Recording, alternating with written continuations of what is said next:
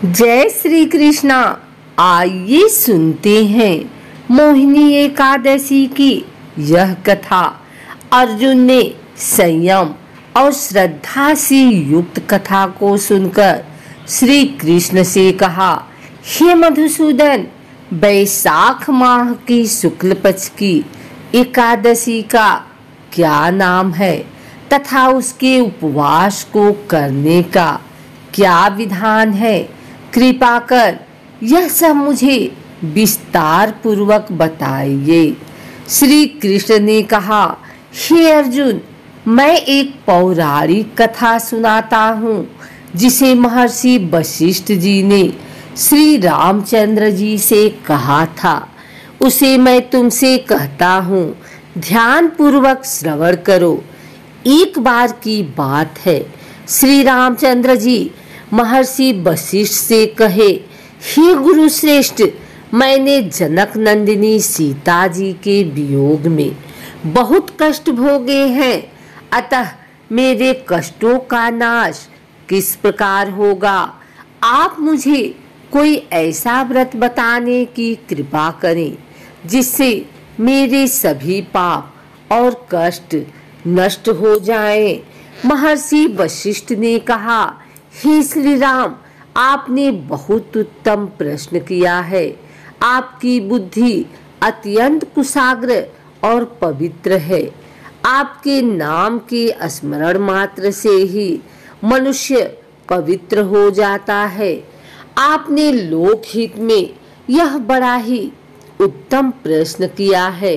मैं आपको एक एकादशी व्रत का महात्म्य सुनाता हूँ। बैसाख माह के शुक्ल पक्ष की एकादशी का नाम मोहिनी एकादशी है। इस एकादशी का उपवास करने से मनुष्य के सभी पाप तथा क्लेश नष्ट हो जाते हैं। इस उपवास के प्रभाव से मनुष्य मोह के जाल से मुक्त हो जाता है। अतः हे राम, दुखी मनुष्य को इस एकादशी का उपवास अवश्य ही करना चाहिए। इस व्रत के करने से मनुष्य के सभी पाप नष्ट हो जाते हैं। अब आप इसकी कथा को श्रद्धा पूर्वक सुनिए। प्राचीन समय में सरस्वती नदी के किनारे भद्रावती नाम की एक नगर बसा था। उस नगर में धूतिमान नामक राजा राज्य करता था। उसी नगरी में एक वैश्य रहता था जो धन धान से परिपूर्ण था। उसका नाम धनपाल था। वह अत्यंत धर्मात्मा तथा नारायण भक्त था। उसने नगर में अनेक भोजनालय, प्याऊ, कुएं, तालाब, धर्मशालाएं आदि बनवाए। सड़कों के किनारे आम, जामुन, नीम आदि के वृक्ष लगवाए जिससे पथिकों को सुख मिले। उस वैश्य के 5 पुत्र थे, जिनमें सबसे बड़ा पुत्र अत्यंत पापी व दुष्ट था। वह वेश्याओं और दुष्टों की संगति करता था।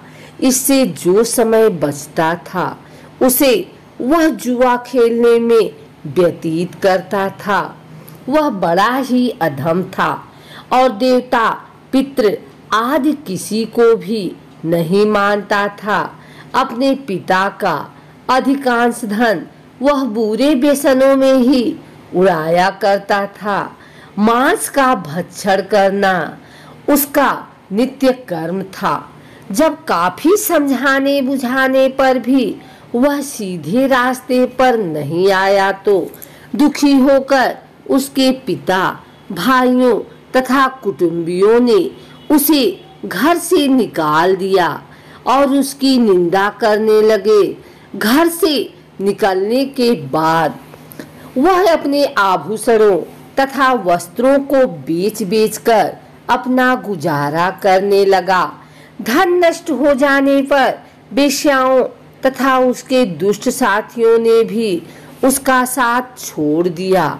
जब वह भूख प्यास से व्यथित हो गया तो उसने चोरी करने का विचार किया और रात्रि में चोरी करके अपना पेट जिलाने वाले, लेकिन एक दिन वह पकड़ा गया, किंतु सिपाहियों ने वैश्य का पुत्र जानकर छोड़ दिया।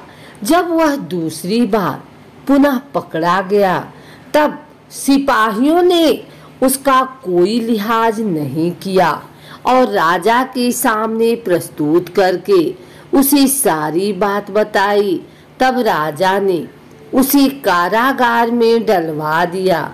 कारागार में राजा के आदेश से उसे बहुत कष्ट दिए गए और अंत में उसे नगर छोड़ने के लिए कहा गया। दुखी होकर उसे नगर छोड़ना पड़ा। अब वह जंगल में पशु पक्षियों को मारकर पेट भरने लगा, फिर बहेलिया बन गया और धनुष बाण से जंगल के गिरीह जीवों को मार मार कर खाने लगा। एक बार वह भूख और प्यास से व्याकुल होकर भोजन की खोज में निकला और कौटिन्य मुनि के आश्रम में जा पहुंचा। इन दिनों बैसाख का महीना था। कौटिन्य मुनि गंगा स्नान करके आए थे। उनके भीगे वस्त्रों की छींटे मात्र से इस पापी को कुछ सद्बुद्धि प्राप्त हुई। वह अधम ऋषि के पास जाकर हाथ जोड़कर कहने लगा, हे महात्मा, मैंने अपने जीवन में अनेक पाप किए हैं।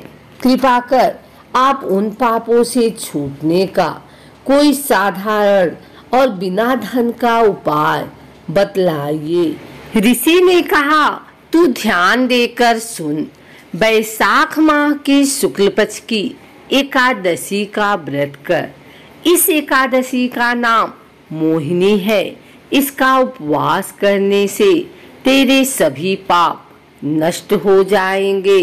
ऋषि के वचनों को सुन वह बहुत प्रसन्न हुआ और उनकी बतलाई हुई विधि के अनुसार उसने मोहिनी एकादशी का व्रत किया।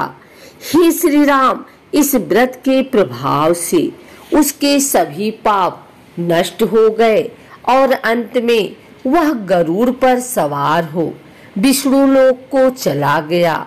संसार में इस व्रत से उत्तम दूसरा कोई व्रत नहीं है। इसके महात्म्य के श्रवण व पठन से जो पुण्य प्राप्त होता है वह पुण्य 1,000 गौदान के पुण्य के बराबर है। प्राणी को सदैव संतों का संग करना चाहिए। संतों की संगत से मनुष्य को न केवल सद्बुद्धि प्राप्त होती है अपितु उसके जीवन का उद्धार हो जाता है। पापियों की संगत प्राणी को नरक में ले जाती है।